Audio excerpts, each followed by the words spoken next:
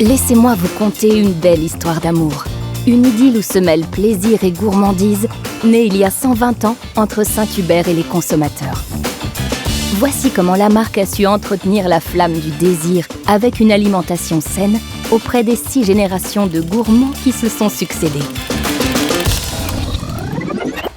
En ce début du XXe siècle, la France manifeste son optimisme par une effervescence économique. Le jeune Paul Couillard, qui a tout juste 31 ans en 1904, profite de cet élan pour fonder la laiterie Saint-Hubert à Nancy.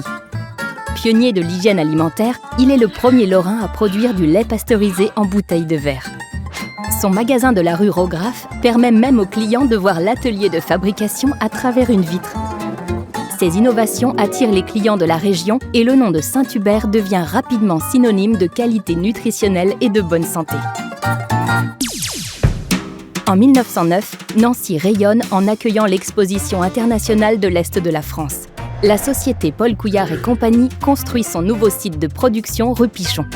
Équipée de voitures à cheval, elle tisse un réseau de centres de collecte du lait qui s'étend de la Meurthe-et-Moselle aux Vosges. La laiterie Saint-Hubert devient une véritable industrie. En 1914, la marque célèbre ses 10 ans avec son nouveau lait pasteurisé Fréval en bouteille de verre. Mais la fête tourne court. L'irruption de la Grande Guerre plonge l'Europe dans le chaos durant 5 ans, laissant la laiterie en sommeil. Paul Couillard retrouve le sourire en déposant la marque Vache qui rit en 1921. Il utilise le célèbre dessin de Benjamin Rabier pour ses fromages avant de cesser son usage au profit des fromageries Belle en 1956. En 1923, il vend ses 64 magasins à l'Union des coopérateurs de Lorraine pour se recentrer sur la production laitière et fromagère. Sa croissance décolle en 1927, tout comme Charles Lindbergh qui rallie New York à Paris à bord du Spirit of Saint-Hubert. Of Saint-Louis. L'entre-deux-guerres marque une période d'insouciance animée par des femmes et des hommes de génie. Louis Armstrong embrasse les années folles avec son hot jazz. Colette illumine la littérature. André Breton définit le surréalisme. Et Paul Couillard met en scène le Michou sur la scène fromagère lorraine. En 1934, Paul Couillard et compagnie devient la laiterie Saint-Hubert SA, qui poursuit son développement jusqu'à devenir la première industrie régionale. En 1939, la Seconde Guerre mondiale met un frein à l'activité. Pour éviter le gaspillage, la laiterie Saint-Hubert distribue son lait aux écoles de Nancy, contribuant à son image et à sa notoriété. Au sortir de cette période noire, la môme Piaf voit la vie en rose. Et Monsieur Paul imagine le premier yaourt Saint-Hubert en pot de carton. À chacun son succès populaire. Paul Couillard disparaît soudainement le 12 décembre 1949. Son esprit pionnier lui survivra, à travers ses fils Pierre et Louis et son gendre Charles, qui reprennent le flambeau d'une société en pleine expansion. Il crée la gamme Le Révérend et parcourt la planète pour découvrir de nouvelles techniques au profit de produits toujours plus innovants. Le modèle américain fait fureur. La société qui regarde à la télévision Elvis se déhancher sur le rock'n'roll entre dans l'ère du confort et de la consommation plaisir. Pour répondre à cette tendance, la laiterie Saint-Hubert s'agrandit sur près de 13 000 mètres carrés et exporte ses produits avec succès.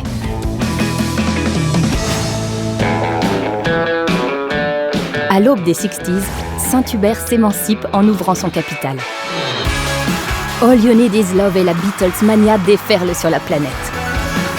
Arrive la révolution mythique de 68. Non, pas celle-là.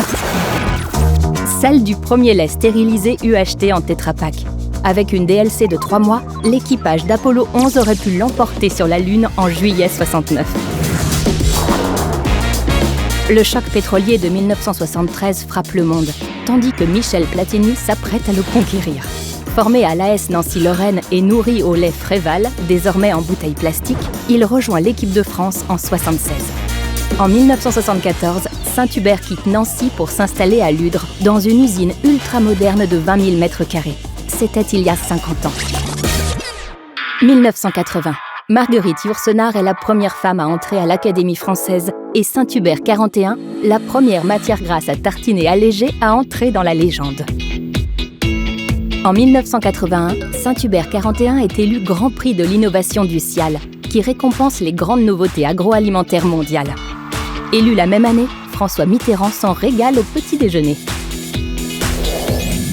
Après l'allégé, Saint-Hubert prend soin de notre flore intestinale et innove à nouveau en introduisant les probiotiques en France, avec le lancement du yaourt BA au bifidus actif en 1986. Cohabitation oblige, Jacques Chirac rejoint la politique nutritionnelle du président et nomme François Guillaume, qui est à la fois président de Saint-Hubert et de la FNSEA, comme ministre de l'Agriculture.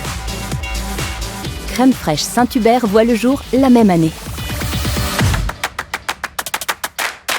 En 89, Saint-Hubert passe derrière les fourneaux avec le Fleurier, allégé, tartinable et cuisinable, dont la publicité frappe les esprits.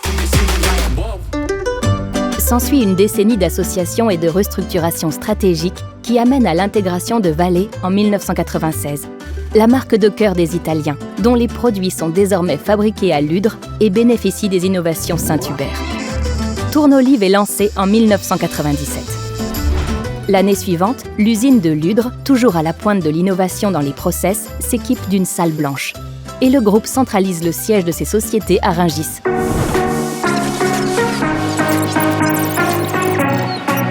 À l'entrée dans le XXIe siècle, alors que le bug de l'an 2000 tant redouté a bugué, le logiciel Saint-Hubert upgrade ses performances. La marque reste fidèle à sa raison d'être et met l'alimentation au service de notre santé. En 2002, elle crée le célèbre Saint-Hubert Oméga 3 qui contribue au bon fonctionnement du système cardiovasculaire. En 2004, Vallée devient leader en Italie. Engagé et précurseur, Saint-Hubert est en 2008 la première entreprise à signer le programme national de nutrition santé avec les pouvoirs publics. Et de la santé à l'environnement, il n'y a qu'un pas, que Saint-Hubert franchit en 2009 avec Saint-Hubert Bio, première matière grasse biologique. Puis en obtenant la certification ISO 14001 pour la réduction de l'impact environnemental de l'usine de Ludre. En 2011, Saint-Hubert devient leader du marché des margarines et entame une période euphorique d'innovation.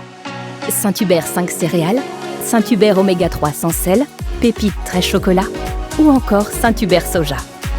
Responsable en matière d'environnement, Saint-Hubert développe avec la gamme Oméga 3 la première matière grasse à tartiner sans huile de palme. À partir de 2019, Saint-Hubert prend une réelle dimension internationale. Même les consommateurs chinois ou néo-calédoniens peuvent désormais acheter du Saint-Hubert. Soucieuse de limiter l'usage du plastique, c'est la première marque française du secteur à proposer un emballage avec 70% de carton. En 2021, elle s'équipe d'une nouvelle ligne de production pour l'ultra frais et lance la gamme de desserts Saint-Hubert avoine, 100% végétaux et riches en fibres.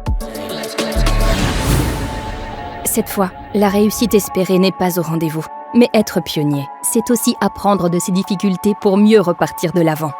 C'est la force de Saint-Hubert. 2023, le premier mascarpone végétal Vallée remporte l'adhésion des Italiens qui le préfèrent au mascarpone laitier. Nous voici arrivés en 2024. Aujourd'hui, avec une barquette vendue chaque seconde en France, Saint-Hubert est présent dans 8 millions de foyers. Après 120 ans d'une épopée magnifique qui a vu grandir une marque emblématique pour des millions de consommateurs, c'est une nouvelle ère qui commence pour Saint-Hubert avec un festival d'innovation. L'ambitieux projet de développement Artemis a pour objectif d'enrichir cet héritage en restant fidèle à la raison d'être de la marque, partager le goût de bien manger. L'épopée de Saint-Hubert, commencée en 1904, a encore un très bel avenir devant elle.